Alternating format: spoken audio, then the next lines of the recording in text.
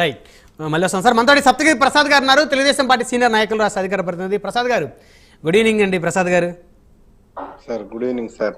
ఏంటండి ప్రసాద్ గారు, ఏంటి ఈ దారుణాలు, చూడలేకపోయిన పరిస్థితులు, ఏం జరుగుతుంది? ప్రజాప్రతినిధులే చట్టసభల్లో చట్టాలు చేయాల్సినటువంటి ప్రజాప్రతినిధులు ఈ విధమైనటువంటి చర్యలకు పాల్పడుతూ మళ్ళీ ధర్మం అని, సాంప్రదాయం అని, సంస్కృతి అని చెప్పేసి లెక్చర్లు ఇస్తూ ఈ విధంగా చేయటాన్ని ఎలా చూస్తారు మీరు?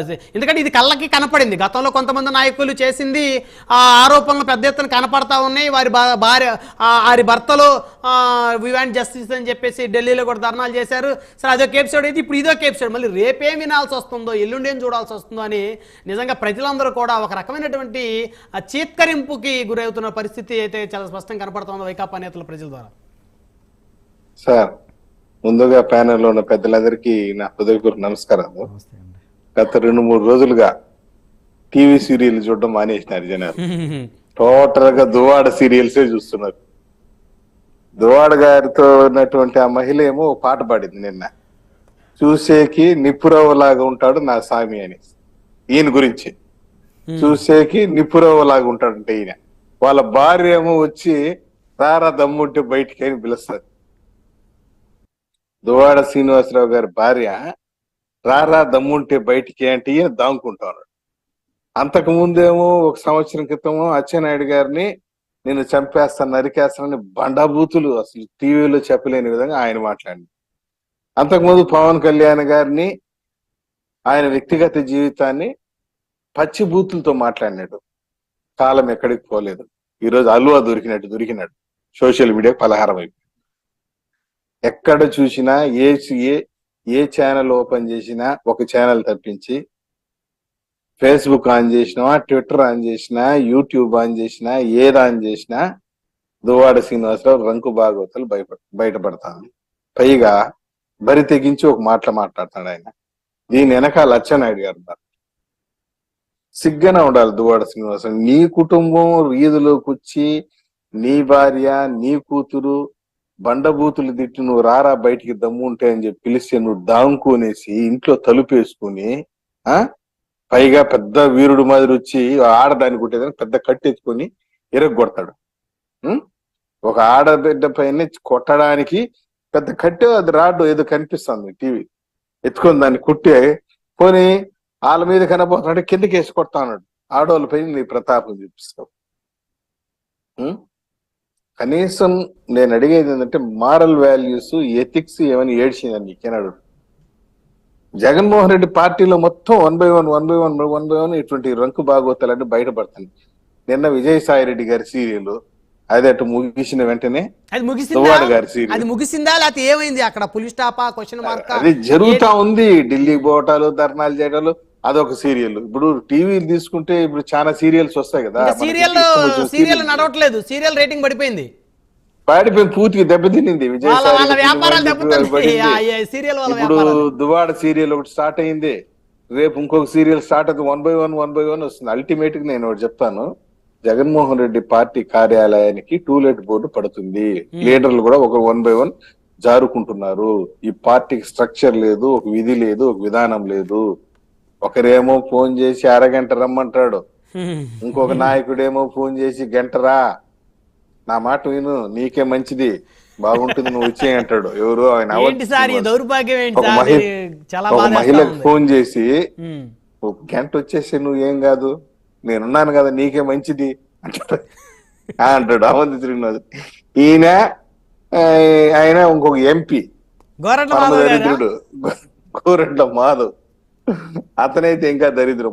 మొన్న సుధాకర్ బాబు, నిన్నటికి నిన్న 72 సంవత్సరాల వయసుకున్నటువంటి విజయసాయి రెడ్డి గారు, వీళ్ళందరూ DNA టెస్ట్లకు రెడీ అవ్వాల్సింది. ఇప్పుడు దువ్వాడ శ్రీనివాసరావు గారు.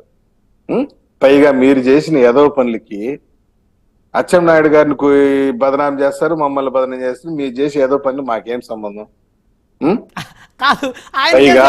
అచ్చెన్నాయుడు గారికి ఏం సంబంధం అసలు? చెప్తా అన్నాడు సిగ్గు లేకుండా. దీని వెనకాల అచ్చెన్నాయుడు కుట్రుందండి. ఊరి నీ దొబ్బుదే అక్కడ అంత పబ్లిక్ ఆవిడ చెప్తా ఉంది, వాళ్ళిద్దరు ఒకరికొకరు చెప్పుకుంటా ఉన్నారు, మేము ఇద్దరం కలిసి ఉంటున్నా ఉన్నారు. మళ్ళీ అసలు సార్ సోషల్ మీడియాలో వాట్సాప్ ఓపెన్ చేస్తా ఉంటే చూడలేకపోతా ఉన్నాం. వీళ్ళ డ్యాన్సులు, వీళ్ళ ఆటలు, వీళ్ళ కొట్లాటలు, బండబూతులు, ఈ అవును. ఈ దువ్వాడ శ్రీనివాసు ఆ కట్లెత్తుకునేది, తిట్టుకునేది, పచ్చి బూతులు తిట్టుకుంటున్నారు. ఇదే ఒక పబ్లిక్ లైఫ్ లో ఉండాల్సిన వ్యక్తికి ఉండాల్సిన గుణగణాలేనా ఇవి? ఆ?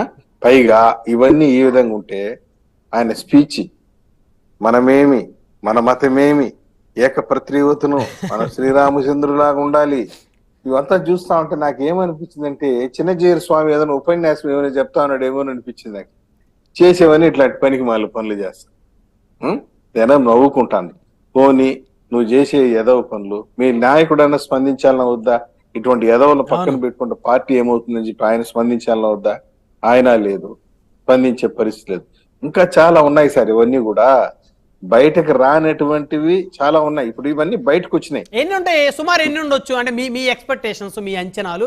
వైకాపా నేతలు ఇంకా ఇలాంటి బాగోతాలు చాలా. ఉన్నాయా, లేకపోతే నిజంగానే మీ తెలుగుదేశం జనసేన వాళ్ళు వీళ్ళ మీద ఆరోపణలు చేసి అబండాలు వేసి కుట్రలు చేసి వీళ్ళని ఈ విధంగా బదనాం చేస్తున్నారా? టు బి ఫ్రాంక్, ఒకటైతే ఒక విషయం చెప్తాను. ఈ రోజు దువ్వాడ శ్రీనివాసరావు ఇష్యూకి మాకి ఏం సంబంధం లేదు అసలు. వాస్తవానికి మేము దాని గురించి చర్చించాల్సినటువంటి ఆలోచనలు కూడా లేవు. ఎందుకంటే finish, Duvvada Srinivasarao chapter close. అతను తోకున్నటువంటి గోతులు అతనే పడిపోయాడు. ఇంకా అతనికి ఫైన్ సమాధి కట్టడం ఒకటి ఉంది, రాజకీయ సమాధి. కాకుంటే రాజకీయాల్లో ఉన్నావు, కనీసం విలువలు లేదు, విశ్వసనీయత గురించి ఆయన మాట్లాడుతున్నాడు మన జగన్మోహన్ రెడ్డి గారు. విలువలు, విశ్వసనీయత ఉండాలి రాజకీయాల్లో.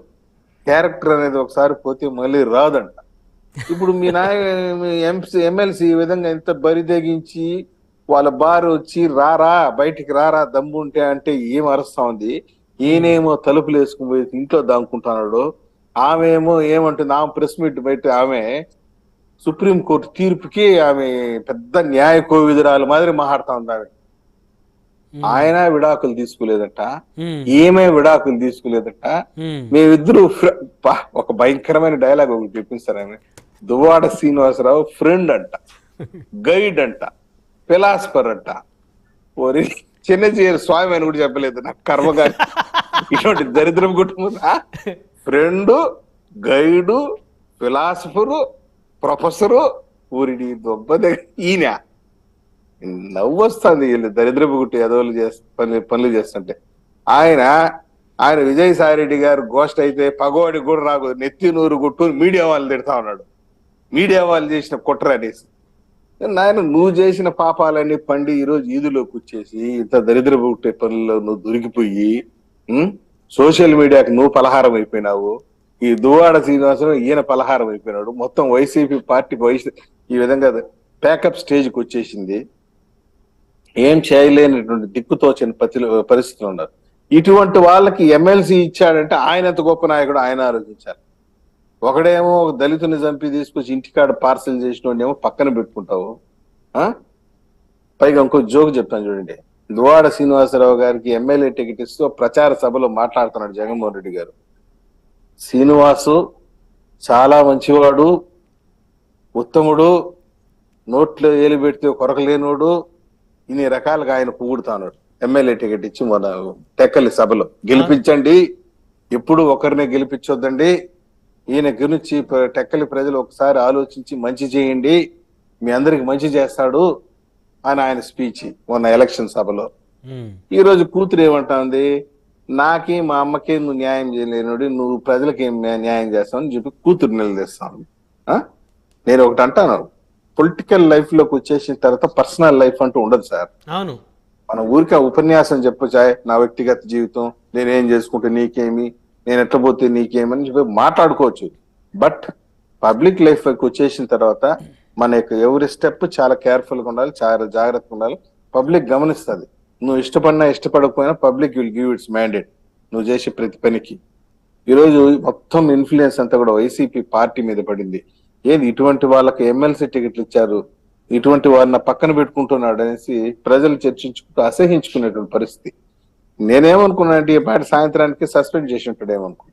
నన్ను అడిగితే అటువంటి పరిస్థితి కనిపించలే. ఆయనకి ఏదో రివార్డులో ప్రమోషన్లు కూడా ఇచ్చే పరిస్థితి మారున్నది ఆయన. కాబట్టి ఒక విషయం అయితే నిజంగా నేను చెప్పదలుచుకున్నా, కాలచక్రం గిరగిర గిరగిర తిరుగుతా ఉంటుంది.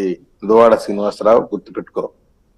అనరాని మాట్లాడినావు. చంద్రబాబు నాయుడు గారిని అన్నారు, కుటుంబ సభ్యులను అన్నారు, పవన్ కళ్యాణ్ అన్నారు, ముఖ్యమంత్రి జగన్మోహన్ రెడ్డి గారి పట్ల ముఖ్యమంత్రి జగన్మోహన్ రెడ్డి గారు అయితే ప్రభుత్వ కార్యక్రమాల్లో కూడా పవన్ కళ్యాణ్ గారు 3 పెళ్లాల గురించి, ఒకటేమో లోకల్, ఒకటేమో నేషనల్, ఒకటేమో ఇంటర్నేషనల్ అని చేతులు తిప్పి తిప్పి మాట్లాడినా.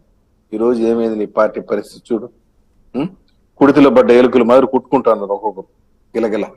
కాబట్టి వైసీపీ చాప్టర్ క్లోజ్ దగ్గరికి వచ్చేసింది. నాయకులందరూ కూడా 1 by 1 పారిపోవటమా లేదా ఇట్లాంటి వాటిలో దొరికిపోవటమా, ప్రజలు అసహించుకునేటువంటి పరిస్థితికి దిగజారిపోయినారు. జగన్మోహన్ రెడ్డి గారు, నీ చాప్టర్ ఇంక క్లోజ్. రైట్, మళ్ళీ వస్తాను సార్ మీ దగ్గరికి ప్రసాద్ గారు.